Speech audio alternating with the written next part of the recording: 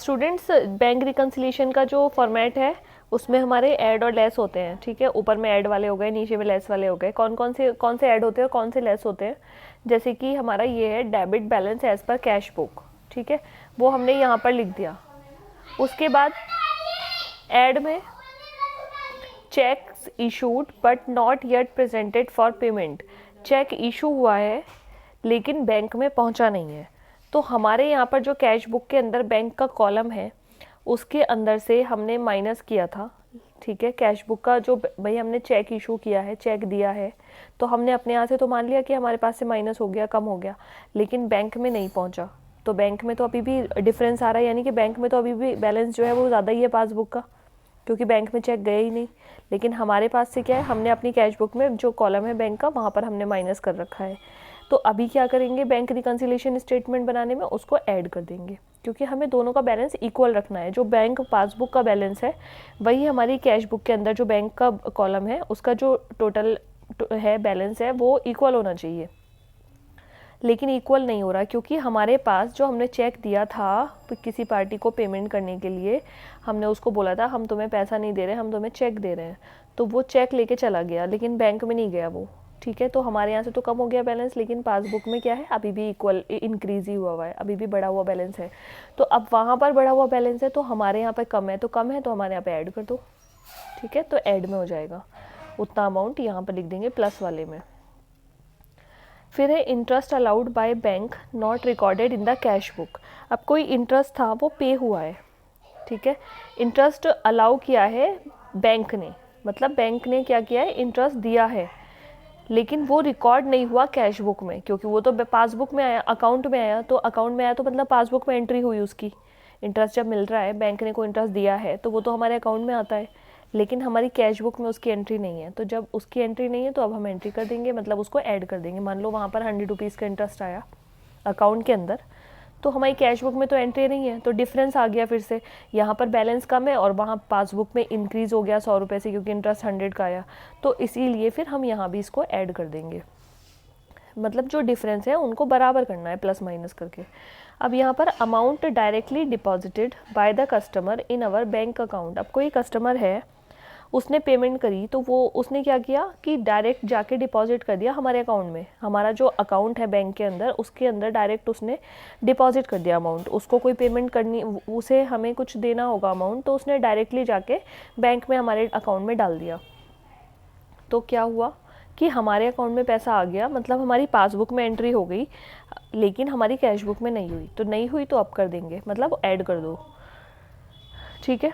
Interest and dividend collected by bank on, किसी भी तरह की कोई इन्वेस्टमेंट है उस पर इंटरेस्ट डिविडेंड हमारे अकाउंट में आ गया, हमारी कैश बुक में एंट्री नहीं है, ऐड कर दो। Cheque paid into the bank but omitted to be entered in the cash book.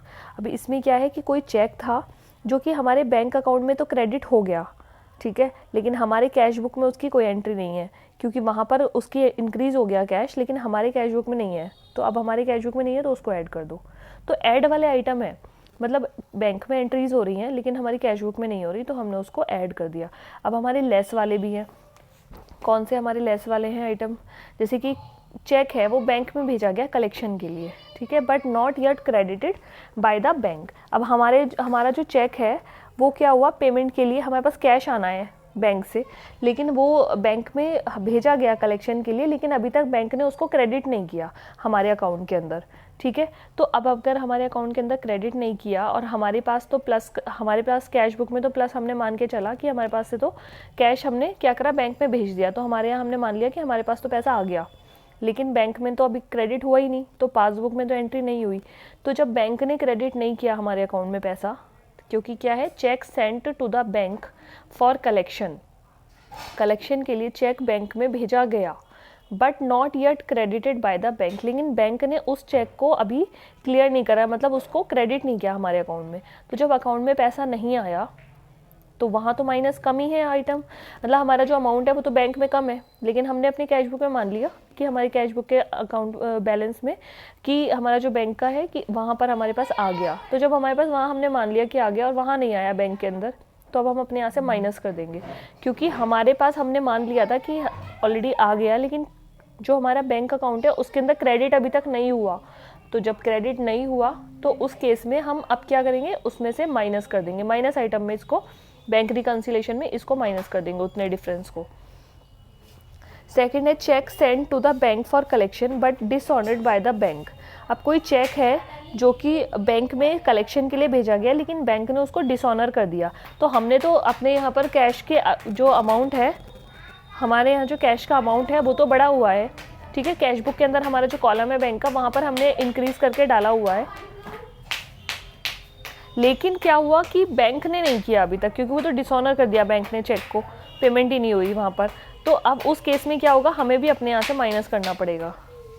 कुछ ऐसे हैं डायरेक्ट पेमेंट्स जो बैंक ने कर दिए, जैसे कि कोई भी पेमेंट हुआ डायरेक्टली बैंक ने कर दिया अपनी साइड से, ठीक है। तो वो क्या होगा, अब वहाँ से माइनस हुआ है बैंक से, हमारी पासबुक से, तो हमें भी अपने एंड से कैश बुक के अंदर उसको माइनस करना था, लेकिन वो ऑलरेडी प्लस चल रहा है, तो उतने ही डिफरेंस को हमारे यहाँ पर माइनस कर देंगे, ठीक है। कुछ डेबिट्स हैं ऐसे जो कि बैंक ने क्या किया, कमीशन वगैरह या बैंक चार्जेस हैं वो किए हैं, तो उससे बैलेंस कम हुआ है पासबुक के अंदर एंड अकाउंट के अंदर माइनस हुआ है, तो और हमारे कैश बुक में नहीं हुआ है, तो हमारे कैश बुक में हम माइनस कर देंगे। ये सारे आइटम जितने भी है ना, जितनी भी ट्रांजेक्शन्स हैं, ये सारी माइनस वाली हैं। चेक इशू हुआ but omitted to be credited in the cash book. अब क्या है कि चेक इशू किया गया, बैंक को क्या करना था, बैंक ने पेमेंट किया, ठीक है, हमारे अकाउंट से, मतलब कि कस्टमर का जो अकाउंट है उसको डेबिट किया, तो क्या हुआ, हमारे यहाँ से तो माइनस हो गया पेमेंट में जब पेमेंट हुई, लेकिन कैश बुक से नहीं हुआ, तो अब कैश बुक से क्या करेंगे, माइनस कर देंगे। तो ये सारे जितने भी हैं ट्रांजेक्शन ये माइनस के हैं। तो जो बैंक रिकन्सिलिएशन होता है, डेबिट बैलेंस जो होता है as per the cash book, वो हमने प्लस में डाला और उसके अंदर हमने क्या किया, ये सारे के सारे आइटम जितनी भी ट्रांजेक्शन थी ऐड वाली, ये सारी ऐड करी कि चेक हमारे पास से गया लेकिन बैंक में नहीं गया, तो हमारे पास क्या था, ऐड हुआ था, मतलब माइनस हुआ था, लेकिन बैंक में माइनस नहीं हुआ, हमने ऐड कर दिया। इसी तरह से इंटरेस्ट कोई बैंक ने दिया तो हमारे बैंक में आ गया, लेकिन हमारी कैश बुक में क्या था, एंटर नहीं हुआ, तो हमने ऐड कर दिया क्योंकि हमें एंटर करना है। इसी तरह से कोई भी अमाउंट डायरेक्टली बैंक में डिपॉजिट हुई और फिर वापस क्या हुआ कि जब डिपॉजिट हुई तो हमारे पास हमारे कैश बुक में उसकी एंट्री नहीं है, तो हमें एंट्री करनी है, मतलब ऐड करना है।